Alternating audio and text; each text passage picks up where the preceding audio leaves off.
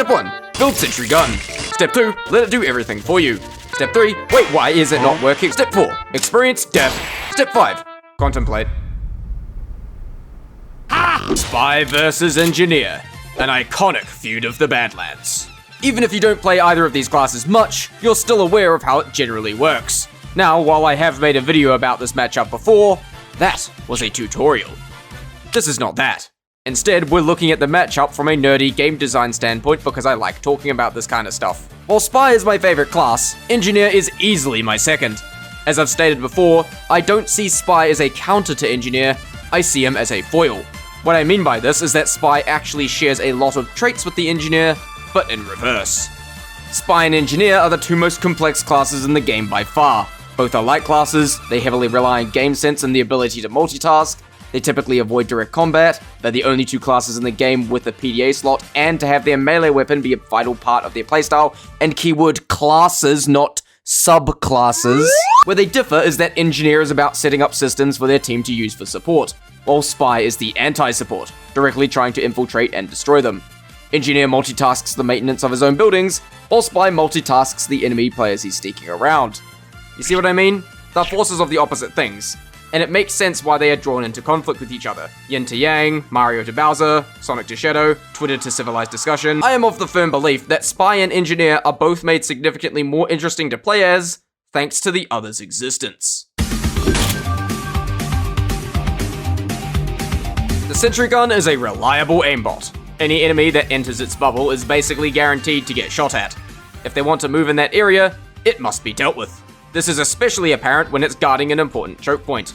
Its position may cut off flanks, meaning, outside of specific strategies like bonk or risky sticky jumps, it's just not possible to get past it without destroying it first. And if the Engineer has positioned himself right, he can reliably use the sentry as a layer of armor. As long as it's up and he's behind it, nobody can reach or attack him. They must deal with the sentry first before the Engineer himself. In the arms of an NG, my stuff's being all sapped. Spy is the exception to this rule. The other classes have to flank, use niche, risky strategies, or remove the sentry entirely to get past it. Spy is the one class that can kind of just waltz in and exist within that area without being instantly shot at. The existence of Spy makes the Engineer need to account for a potential threat that could attack them from any angle. The otherwise reliable sentry gun isn't going to warn them of this particular threat, much less protect them from it. On my Spy Psychology video on the Engineer, someone left this very smart comment. Just remember, Spy is a counter to Engineer's buildings, not the Engineer himself. And this describes the dynamics so incredibly well. The normally reliable functions of the buildings are disrupted and messed with by the Spy in multiple ways. Cloak makes the sentries not detect the Spy, disguises trick the sentry and dispensers, and the Spy can use enemy teleporters without a disguise for some reason. But this is especially apparent with the Sapper, which can't even harm the Engineer in any way. It only harms his buildings, further proving this comment right.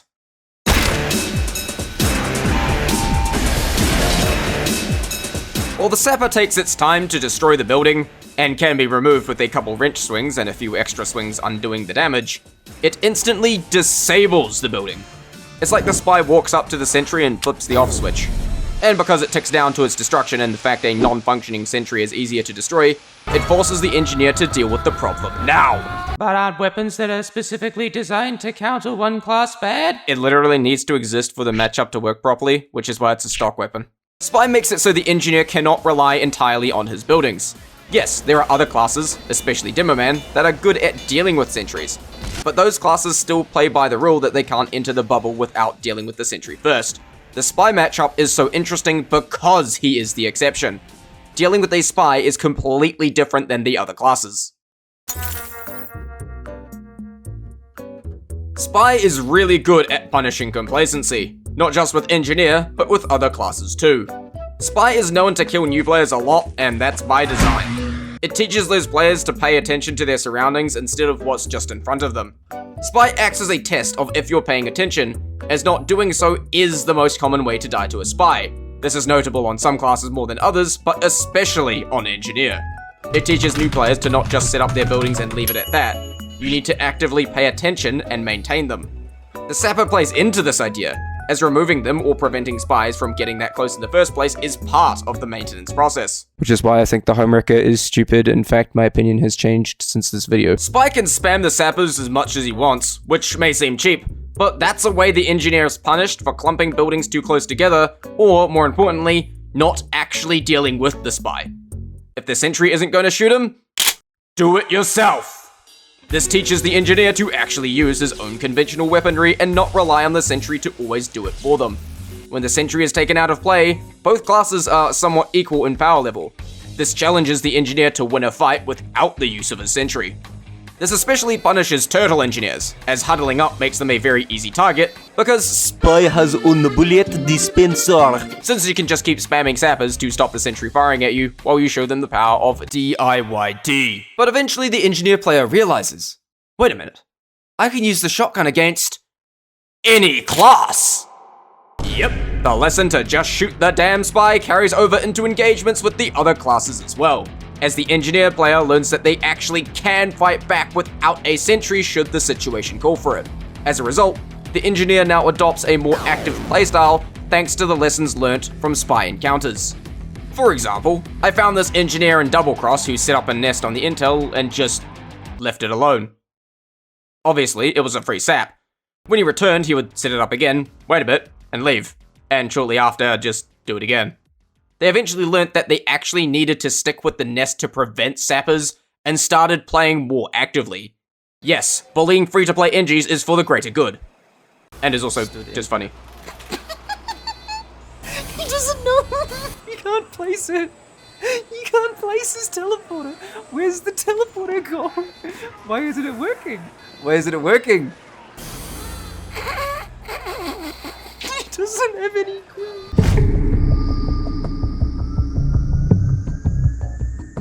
Engineer is also a unique matchup for the spy. You can't just backstab to deal with the problem. There's other obstacles you need to play around that don't have spines, meaning they can't be backstabbed. It's like solving a puzzle. The core rules of the encounter generally remain the same, but the solutions to these problems can vary drastically. And much like how the sapper also plays into the idea of maintaining buildings, engineer nests play into the idea of playing as, well, a spy. You're infiltrating enemy territory, observing, then coming up with a strategy to systematically destroy it from within. You can even use the engineer's buildings against him. Trick the sentry into shooting the Engie, leech off the dispenser for infinite cloak, use the teleporter to shortcut close to the Engie or telefrag him, or even jump off his own building for a trick stab. The fact that sappers instantly disable buildings also adds another layer of strategy for the spy. If they can't attack the engineer first, they can take the sentry out of play if they can get close enough, then focus on the engineer. But while they're instant and can be spammed, sapping is still a risk as it reveals the presence of the spy, especially to the engineer himself, who now knows with 100% certainty that there is a spy at that location, which incentivizes the spy to deal with the engineer first if possible. But even getting the engineer's attention can be used strategically to draw an engineer to a specific location to set up a kill or for a distraction. You can of course watch and take mental notes about the behavior of the engineer, as some behave differently from others. While some may be more prone to tunnel vision, some are more active, and some are quick to adapt. While you can reliably exist within the sentry bubble, you still have more freedom if the sentry isn't there in the first place, so you're still selfishly incentivized to take it out.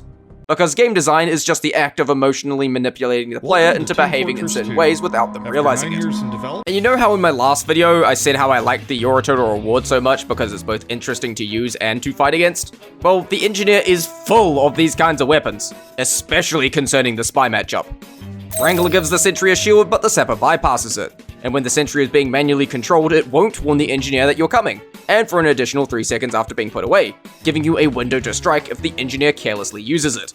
But because it doesn't aim assist onto disguised spies, they can shoot the ground with rockets when the spy gets close.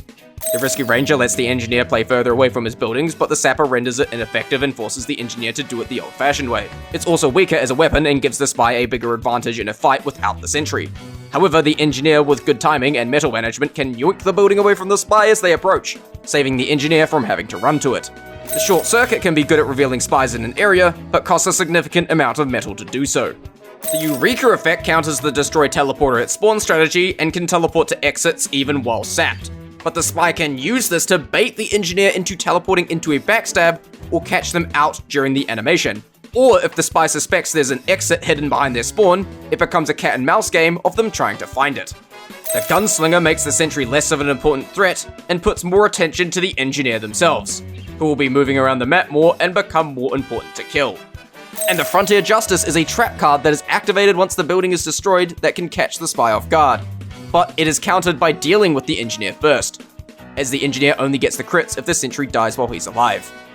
Even the less interesting weapons have some effect on the spy matchup, and it's pretty telling that I mentioned all of them in the spy psychology episode on the engineer. The unlockable weapons add even more variety into the matchup as being new factors to play around, which keeps both sides more engaged. It's why I find good enemy design so important in games, PvP or not. Sure, giving the player more tools to dispense death is cool, but ultimately the things you fight against need to give you a reason to use them in interesting ways, if at all. Back when I made minigames for Minecraft, this is a philosophy I had. Weird example, I know, just stick with me here. For example, in this game called Destroyer, which simply put is a similar type of concept to versus Saxton Hale, one really powerful guy versus a team of weaker guys, I designed all the survivor classes and their abilities around the abilities of the Destroyer, giving each different methods of counterplay. The Destroyer's ground pound is effective against groups, but if nobody is hit by the attack, you get a short stun.